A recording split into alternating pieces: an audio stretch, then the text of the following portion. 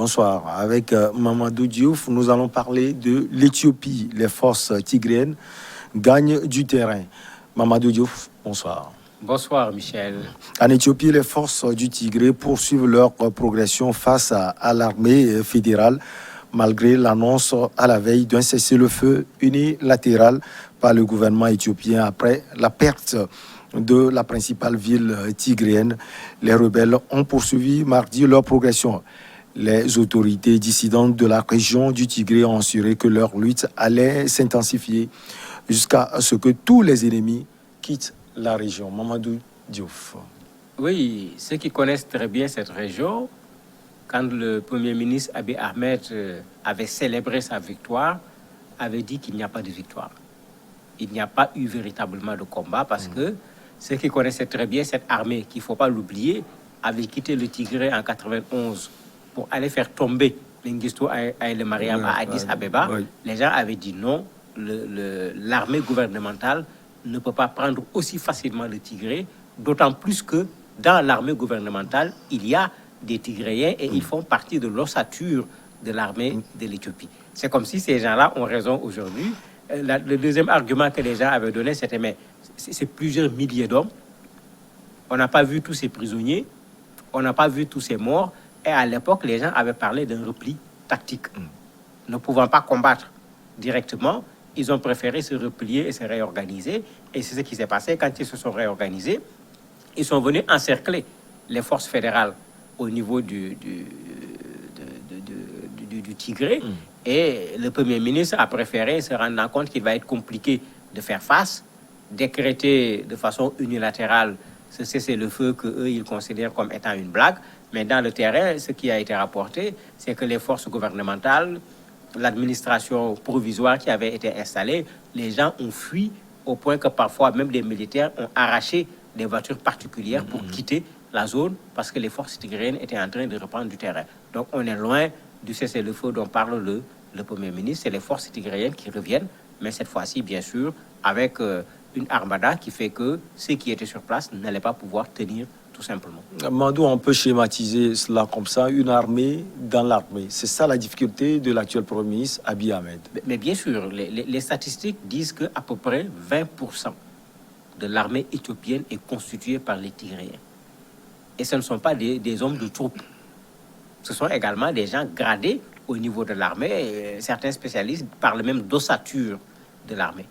Et pour certains même, c'est ce qui explique ce qui se passe parce que au départ, certains Tigréens qui étaient dans l'armée ne savaient pas trop comment se comporter. Mais par la suite, beaucoup ont fait défection pour aller rejoindre les Tigréens. De sorte que l'armée s'affaiblissait, mais le Front de libération du Tigré s'est renforcé par des gens qui provenaient de l'armée avec de l'information, avec du matériel, etc., avec une certaine expérience. Et on le voit aujourd'hui sur le terrain, le Premier ministre n'a pas du tout voulu combattre parce qu'aujourd'hui, les conditions sont complètement défavorables à l'armée fédérale. Mamadou, d'autres critères qui ont milité, j'allais dire, en faveur du renversement de la situation? Le critère principal, c'est celui-là, puisque ici, c'est une question de rapport de force. Le reste, il dit qu'il a répondu à l'appel de la communauté internationale qui demandait un cessez-le-feu pour qu'il puisse y avoir un accès aux organisations humanitaires. Mais ça, les organisations humanitaires demandent cela depuis fort longtemps. On ne leur a jamais donné. Même jusqu'à présent, on n'est pas suffisamment informé sur ce qui s'est passé. C'est certainement maintenant qu'on va savoir qu'est-ce qui s'est passé. Cette guerre s'est faite à huis clos. Au contraire, le gouvernement central de Abiy Ahmed avait refusé l'accès, y compris aux journalistes.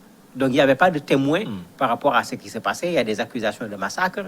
On dit qu'il y a des fausses communes. Il y a plein de choses. C'est maintenant qu'on va pouvoir avoir la bonne information par rapport à ce huis clos auquel on a assisté pendant cette guerre-là. Donc, en fait, cette question humanitaire n'est pas une raison puisque cela a été demandé même par les Nations Unies et Abiy Ahmed ne l'avait pas accordé à l'époque. Et certains médias n'ont pas hésité à tirer sur le premier ministre Abiy Ahmed, prix Nobel de la paix, dit-on, qui fait la promotion de la guerre. Cette situation ne va pas encore le pousser à faire face à ces rebelles.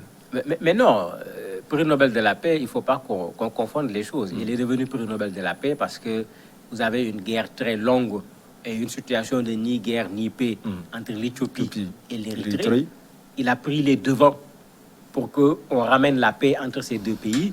C'est sur cette base qu'il a obtenu son prix Nobel de la paix. Maintenant, je ne vois pas quel premier ministre d'un pays, puisque ou bien le président de la République, va accepter que le continuum territorial soit à un certain moment rompu par des gens qui décident de faire sécession ou qui décident de prendre leur indépendance, quel que soit le pays où ça aurait été fait, que le président ou le premier ministre soit prix Nobel de la paix ou pas, l'attitude va être de prendre les armes contre ceux qui veulent remettre en cause l'intégrité territoriale. Je crois qu'il ne faut pas trop faire le rapport entre ces deux choses. Ça, c'était un homme qui avait posé un acte salutaire. L'acte a été salué. Ici également, c'est un premier ministre qui doit prendre ses responsabilités. Mais malheureusement, tout le monde savait que, au-delà de cette question de l'intégrité territoriale, il y a un véritable combat actuellement en Éthiopie. Abiy Ahmed est pour un retour à une sorte d'État central, alors que l'Éthiopie est un État fédéral.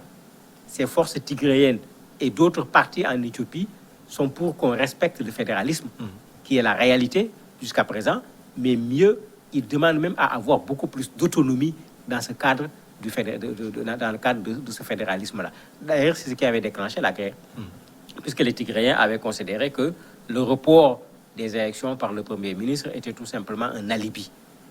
Même le Covid, ils avaient trouvé que ce n'était pas un argument suffisant. Ils sont allés organiser eux-mêmes les élections sans l'accord du gouvernement central. Mamadou, le Tigré, c'est une petite partie de l'Éthiopie, il faut le préciser. D'où tire-t-elle, si on peut le dire, cette puissance depuis des lustres? Le Tigré, c'est vrai que c'est un petit espace d'un point de vue géographique. Quand on compare à l'Éthiopie, ils sont carrément à la frontière avec l'Érythrée, un peu vers le Soudan également. Mais c'est là où se trouve Aksum. Pour ceux qui connaissent l'histoire, Aksum, c'est toute une histoire. Et cette zone a toujours été habitée par des populations qu'on peut considérer comme des populations guerrières. Les Tigréens n'ont jamais accepté d'être gouvernés par autres que des Tigréens. Et c'est ça qui explique que dans cet aspect fédéral, eux, ils réclamaient toujours plus d'autonomie. Donc c'est vrai que c'est une petite zone d'un point de vue géographique. L'autre élément, je le disais tout à l'heure, c'est de là-bas qu'ils sont partis pour aller faire chuter Mengistu Haile Mariam. Et quand ils l'ont fait, ils ont géré l'Éthiopie pendant pratiquement 25 ans.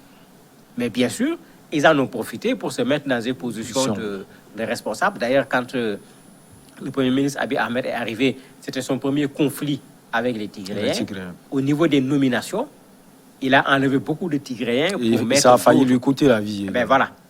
Dès le départ, ce problème était là. Il n'y avait pas encore la guerre, il n'y avait pas ce problème d'autonomie, mais c'est pour dire que même si l'espace géographique est petit, s'ils ont géré le pays pendant 25 ans, ils ont eu le temps de se préparer, ils ont eu le temps de placer leurs gens. Donc, il ne faut pas qu'on regarde seulement l'espace géographique pour voir la capacité de nuisance des Tigréens par rapport au reste de l'Éthiopie. Mamadou, on parle de famine et de risque d'épidémie. Ben, la famine était déjà là. Puisqu'il est clair que dans une zone de guerre, mon cher, qu'est-ce qu'on va faire? Cultiver, élever. On a vu les gens aller au Soudan.